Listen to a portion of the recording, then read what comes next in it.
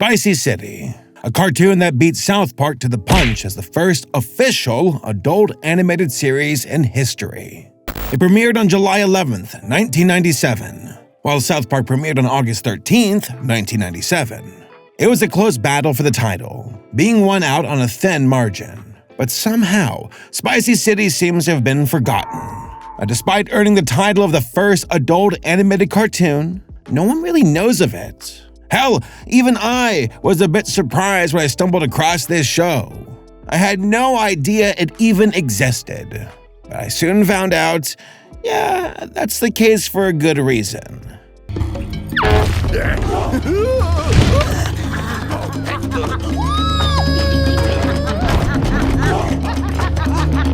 Dear God. There's more. No.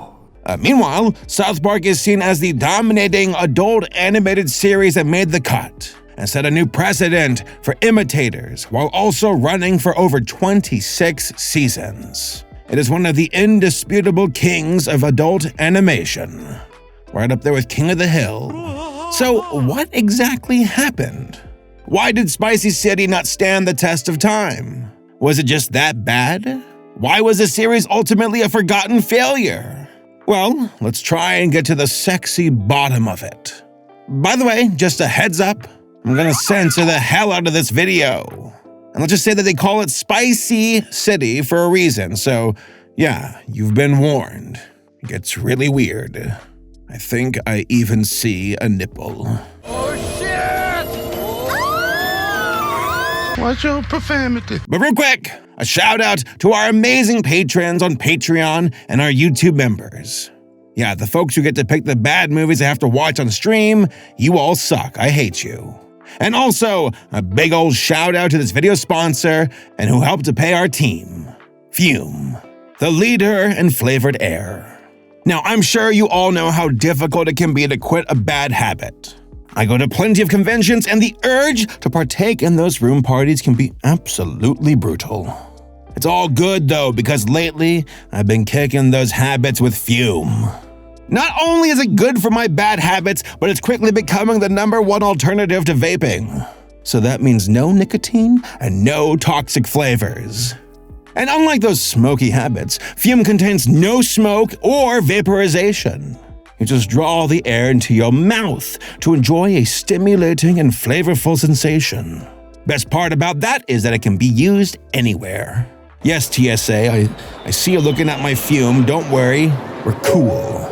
Also, there's no batteries involved, so goodbye batteries and that stupid Duracell bunny. Is it Duracell or is it like the other one? I don't know. These devices are fully customizable, so you can tailor your Fume experience by choosing from any one of the delicious flavors like orange vanilla or crisp mint. Spearmint ice has been a recent favorite of mine, and it's only 1/3 the cost of other known habits. If you're used to vaping, then flavored air may not seem as strong at first. But let me put it to you this way. It's like switching from soft drinks to a nice herbal tea. It's not nearly as overloaded with those insane addictive elements, but it's a lot more earthy and herbal, if that makes any sense. I hope that's a good comparison. It makes sense to me. I love tea. And to top that off, these gadgets were meant to fidget with, God bless it. With all sorts of magnets and clicks, you'll be keeping your brain busy while you work towards beating those nasty habits. I mean, that's the case for me. I use the little, Fume clicker all the time while recording. And let me know if you picked up a Fume device recently. I want to know about it. I want to know your experience because I legit use mine. It's at my desk right now. Fume has already helped over 300,000 people build up better habits. So give Fume a shot today by heading on over to tryfume.com/Saberspark and use my code Saberspark when you order a journey pack. You get a neat little topper that really adds to the Fume experience. Again, that is tryfume.com/Saberspark or hit up the QR code on the screen. Thanks again to Fume for sponsoring our video, and now back to the video. So, Spicy City was created by the father of adult animation, Ralph Bakshi. You know, the guy behind Fritz the Cat, Heavy Traffic, and a lot of other adult animated movies. And as far as the company behind Spicy City, well, that would be HBO. Ah, yes, now I understand the adult rating. My parents wouldn't let me watch this channel when I was a kid. The 1990s were a particularly transformative time when it came to the perception of animation, with the public becoming more accepting of cartoons as a medium that could entertain adults and children alike. Spicy City seemed to be a natural progression of the movement at the time, which was leading other networks like Comedy Central to develop their own adult animated series. Competition was in the air, and Spicy City was rushed into production for a multitude of reasons. But most notably, it is believed that HBO wanted to be the first TV network to create an animated show explicitly targeted at adults.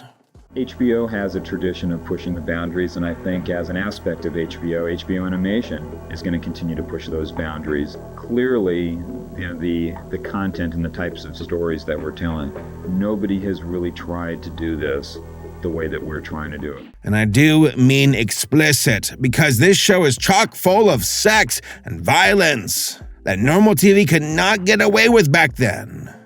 Hell, probably even now. Now, polka hot ass. You wanna make, come, Johnny? Very good around, please. Whoa, wait, do I know you? Where's my dirty TV show, PBS? At the time, South Park was on basic cable, and Spicy City was on premium cable, which for those who don't know, because they're too young, those are very different things.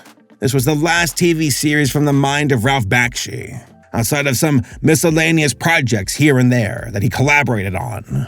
Due to the graphic nature of Spicy City, HBO opted to air it at midnight to appeal more to what HBO was already showing later into the evening. Usually softcore adult content, if you catch my meaning. That or taxicab confessions. So with all of this in mind, let us take a closer look at the grimy underbelly of Spicy City and break down what worked and what did not. Spoiler alert, a lot did not. But there's some silver linings. Each episode opens with our narrator, Raven. Not that Raven, the other Raven. This one's on the house. That means it's on me. She's like a combination of Jessica Rabbit and Elvira, but operates out of a sleazy nightclub, talking to the audience about the theme of each episode. She begins with Love is a Download, our first episode. She says, "We are all searching for love.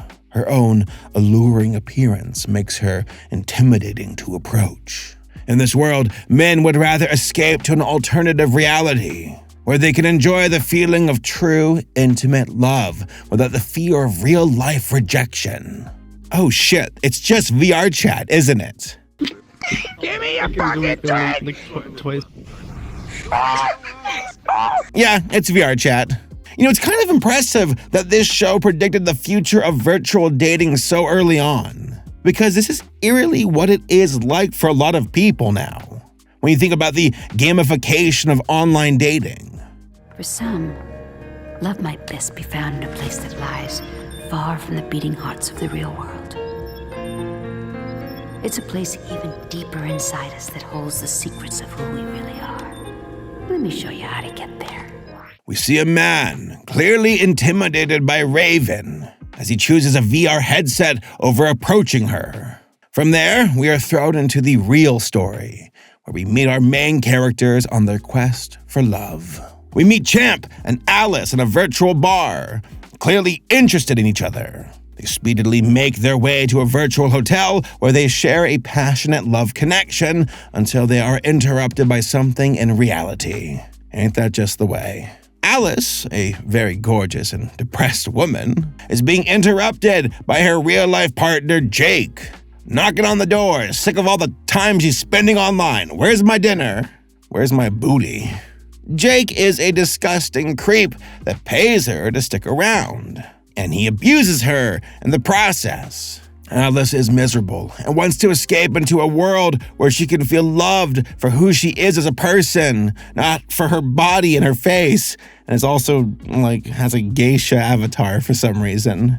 Jake is upset that his plaything isn't being obedient and runs off to pay a hacker to destroy her in-world avatar. The hacker he approaches, however, turns out to be Champ. Oh, that's Champ? Oh, he's a big boy. This is gonna be juicy. After Champ refuses to do the job, Jake steals the hard drive and goes rogue. Champ and Jake have a virtual battle in the game. Things look dire as Alice is on the verge of being killed. She confesses her love for Champ, and their subconscious minds are able to fuse together at the last possible moment. Hey, I guess it's just the power of internet love magic, right? In the real world, Jake celebrates that his girlfriend is dead by groping her lifeless body, and it's really creepy, but then it immediately disintegrates upon touching her. We then cut back to Raven, sitting in the VR pod next to the man from the beginning. She wraps it all neatly together by forming a real connection with him. They go off to share a magical evening. Lucky bastard. So yeah, Love is a Download was pretty good. I'm surprised this thing came out 25 years ago. Kind of like avant-garde for its time. It wasn't just simply crude and vulgar in the ways we would expect adult animation to be.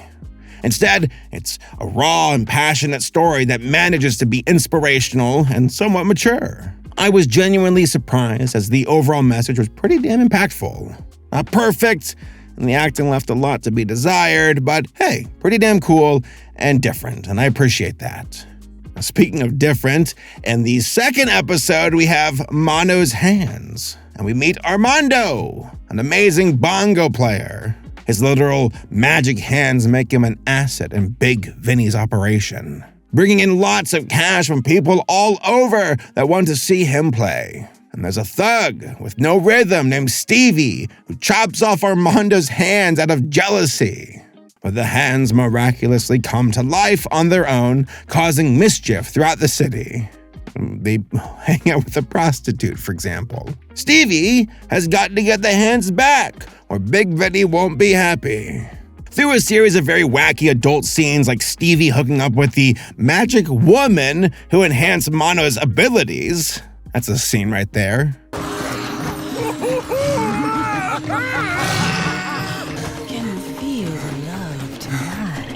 We eventually see one of the hands being brutally destroyed in a meat grinder. The other hand is heartbroken, understandably, or handbroken at losing their other half. They are about to end it all by jumping into a river of toxic waste until Stevie captures him and brings him home, handcuffing him. Sure, whatever. Big Vinny is done with these shenanigans and decides that he wants to have them all killed, but Armando insists on showing that he can still play, even with one hand. Armando goes on to play, but suddenly the lights go out and Stevie steals the remaining hand. But this time, it is to run away with because they were in love? They drive off into the sunset together, man and hand, and the narrator ties it all together with a neat little bow. The lesson or point of this episode was really confusing and odd and kind of weird. If anything, it says to me, don't be really talented at something because jealous people will try to mutilate you or tear you down if you're more skilled than they are. Hey, it's a good lesson.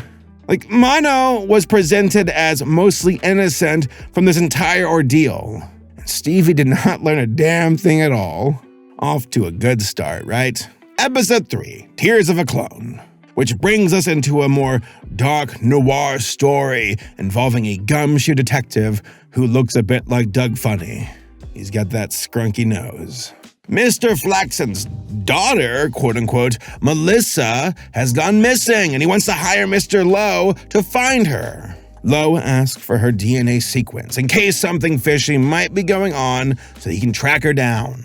Flaxen is super fishy the whole time, as it's pretty obvious that she's not really his daughter. But Mr. Lowe takes on the job regardless. He goes underground and finds a lead, acquiring a guide named Henri after some back-and-forth banter in a genetics shop. Henri will take you to the store. Henri, a fast boy. That's Henri, huh? Harry's weird, by the way. I don't like Henri. He goes deeper underground, facing many brutal and bloody challenges. and shoots his way through. After defeating the local sewer dwellers, we call those bronies, they find themselves in a room of woman clones, searching for the original. They find her wired up to a machine that was rigged to torture her. The security robots discover them, and Harry wants to remove her from the machine very carefully. But Mr. Lowe panics like a bitch and rushes through their escape, taking the first clone he can get his hands on and heads for the exit, shooting the guide in the process. Sorry, Harry. They land in a car in the nick of time when the driver reveals that Flaxen wants the girl because she helps him think about other things. Okay. Lowe presents the clone to Flaxen, making up a story about ransom and terrorist, playing into Flaxen's fantasies. Lowe states that this Melissa is the original, but her memory was wiped. Flaxen accepts the story and pays him, but Lowe is torn up about it at the bar later on. We cut to a shot of Melissa tied up, left there all alone. A single tear falls down her face. This is a story about morals and doing what needs to be done for the client versus helping a victim. Very tragic, but I wish it was just a little bit more engaging. This is a good premise. It's interesting, but it could have benefited from better characterization. I'll never let the sparkle leave your eyes again. And episode 4 is called An Eye for an Eye, which keeps the tragic train going. We see a girl named Margot going into a warehouse with a sack of cash to make an exchange, and things immediately get sexy. The girls share a passionate fling while a sting operation sets up just outside of the building. Margot sets this girl up to take the fall for a much bigger operation. Freeze! Get your hands up! Ernie is a stand-up guy and a cop that is close to retiring, but doesn't think the way that Margot does things is right. Margot and Ernie are set up to do a stakeout together, and he confronts her, but she revels in it, almost getting, off of it. Getting off on it. We see video evidence that the judge was sleeping with Margot, and Ernie shows the tape to the chief. However, the chief tells him to get rid of it because they would never be able to use it in court, and he does not think they should get involved. Ernie is torn on what the right thing to do is for the law and for himself. Jesus, Ernie, this surveillance wasn't authorized by the chief. If he finds out, Margot will skate and you'll be strung up. But it's Farfelson. She's trying to take him down. Get rid of it! You'll never be able to use it in court, and if anyone finds out, we'd all be doing time on Zeta Centauri. Ernie arrives home that night and hides the tape behind some books, and his loving wife beckons him to bed. He tells he has some stuff to take care of. And almost immediately after, Margot kidnaps the wife in search of the tape. Margot and Ernie have a standoff, and a gunshot rings out, killing Ernie's wife. Margot thinks she will be let off easy because she slept with the judge. God, this drama, right? But Ernie takes the footage and strikes a deal with him. Margot is sentenced to death, and immediately she is taken to a prison where she will be dissected for a live audience. God damn, right? The judge gets her eyes in the end because he was struggling with being blind, and everyone gets what they deserve. The world is cruel and tragic, but for some, just. In the end, I suppose you could say Margot got what she deserved. Once Margot had a piece of everybody, now everybody's got a piece of Margot. Episode 5, titled Sex Drive Ooda Lolly. And it opens in a lively club with Raven explaining that romance seems to be a lost art. Machines do all the work. Oh God. Making men lazy, which prompts the question, can you love a machine? Is romance dead? Sounds like an excerpt from Sex and the City. But can anyone love a machine? Let me tell you about a very special girl who found out. Writer's note, Ralph's son wrote this episode. With how pertinent this is in modern times, I could totally see this as alluding to signs of things to come. Relationships becoming more emotionally distant. So, we open to a sex club featuring virtual women dancing for men, preferring this to real women. Right? It's VTubing, right?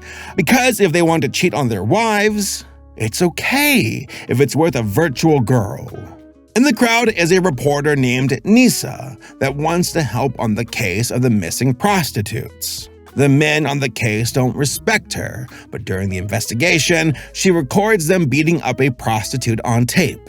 However, before she can use it as evidence, it is intercepted and she is fired from her job.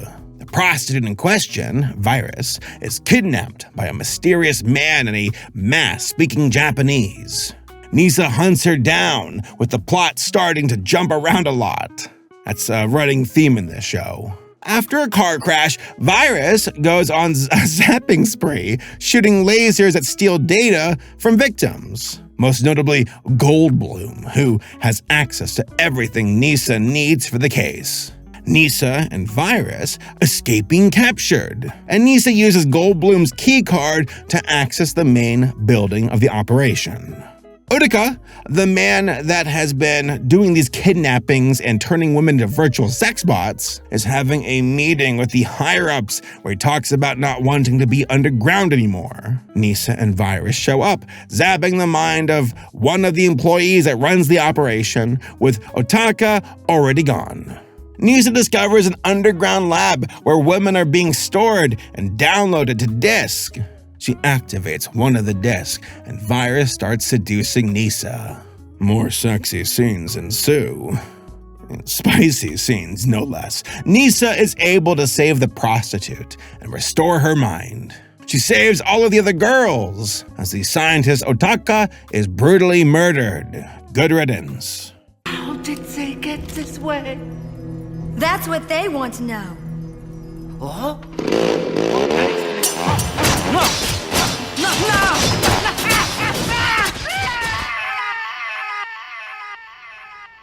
Virus is worried because she is made of mostly metal now, but Nisa loves her anyway, as the pair ends up together, which was surprisingly cute.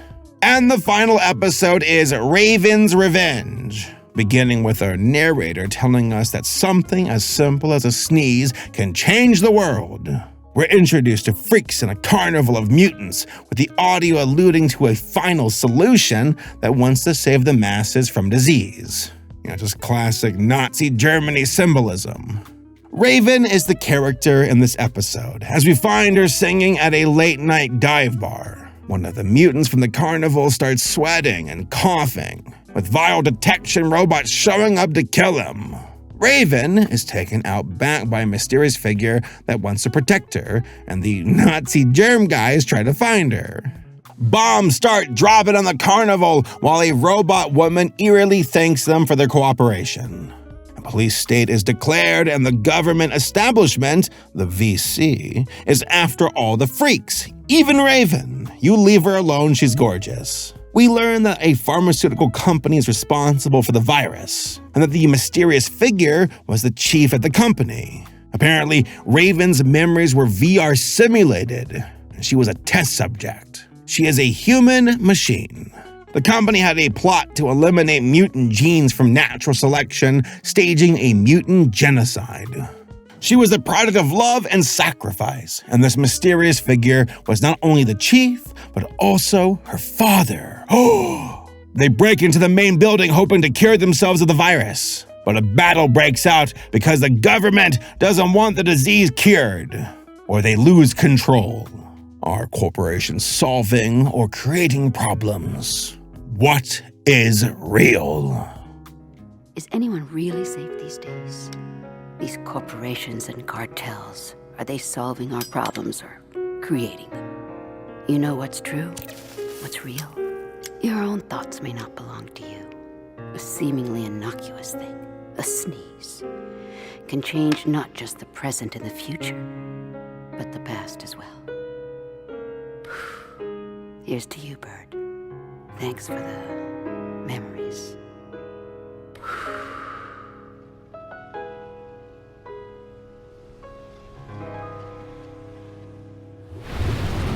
So you may be asking, what are my overall thoughts of Spicy City?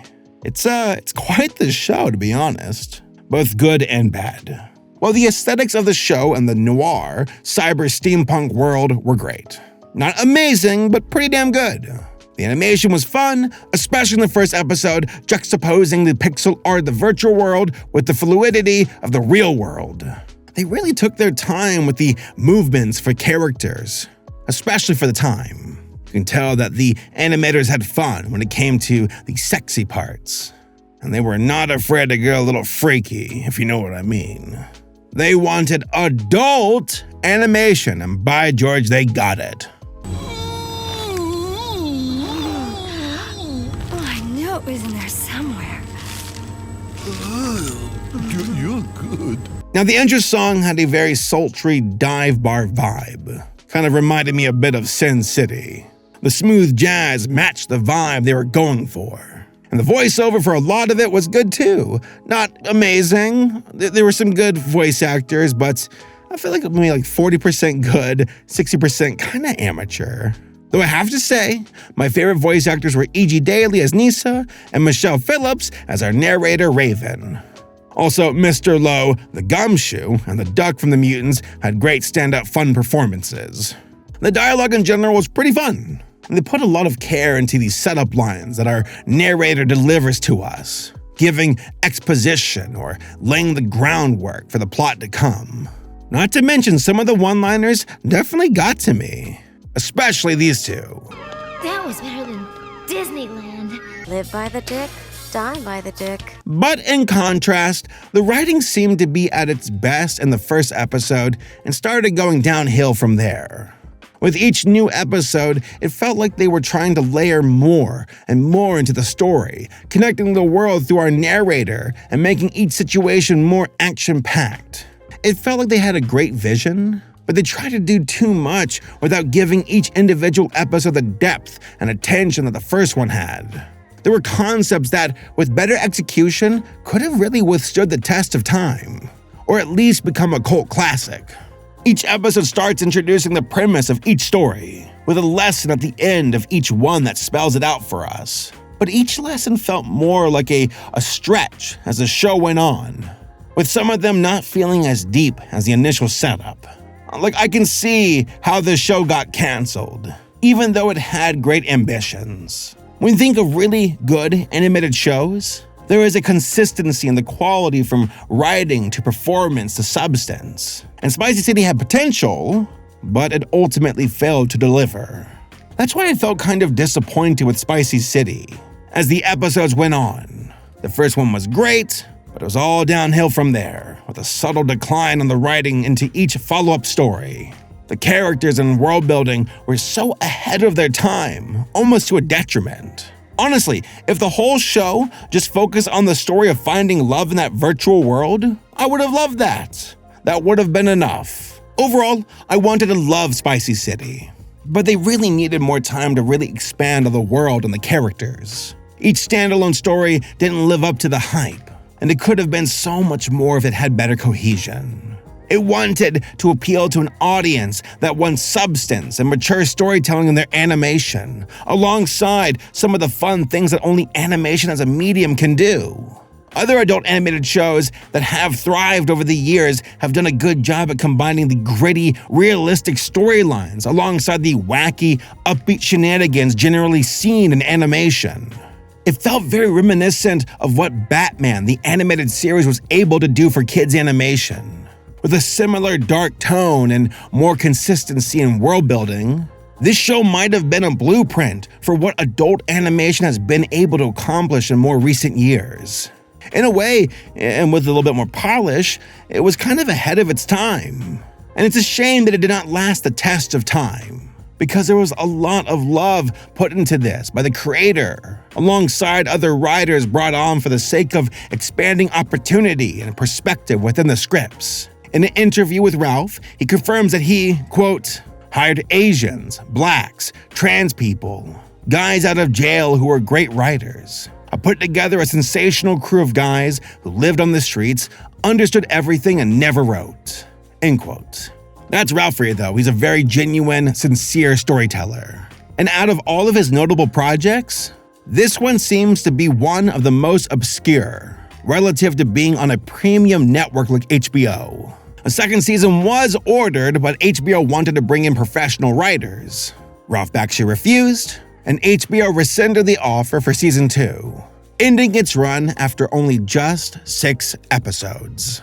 The reception itself was moderately favorable, receiving some choice reviews from the Los Angeles Times and the Dallas Morning News, praising it for its condemnation of the exploitation of the female form that it simultaneously showcased at the center of the work. Spicy City was the first of its kind, so there were also some understandably mixed reviews. But the court of public opinion clearly dealt with it the same way most shows that aren't instant hits do, being forgotten in a sea of content, seeing as it hasn't held up to this day. South Park was an adult animated show that came out not too long after this one, and it won the adult animation battle in terms of outlasting. I think there are a lot of factors that contribute to this. First, they attracted a totally different audience. Spicy City wanted to achieve political commentary through a more grounded, dark noir tone and theme with gritty storytelling, while South Park wanted to lean into political commentary through quick-witted and vulgar comedy.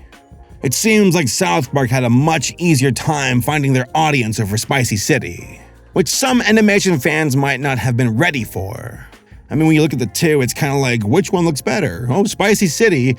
But in actuality, South Park had the legs. Also, South Park had a cheaper and more streamlined production, with characters being crudely drawn without too much care put into the details of the world in the way that Spicy City did. In that regard, South Park had a clear advantage and was the ultimate winner. You don't know anything about animation? How hard can it be? Look at it. Hey, yeah, we can make a little animated Santa Claus and Jesus, and it can star us instead of these little round-headed guys. Ooh. Yeah, and we can call it the Spirit of Christmas. In conclusion, adult animation has come a long way, and I think Spicy City might have done a lot better if it came out 10 years later, or if they would have gotten some better writing on it for the second season. It was a great foundation, and I wish they could have found a way to maintain the parts that made it stand out, while keeping it focused for audiences that might have gotten lost in the layers of writing that did not have a strong enough through line. But I think for the time, it had a very good start. There are so many elements that really worked, but didn't quite stick the landing. The first episode is honestly a great standalone, and I recommend anyone to watch it.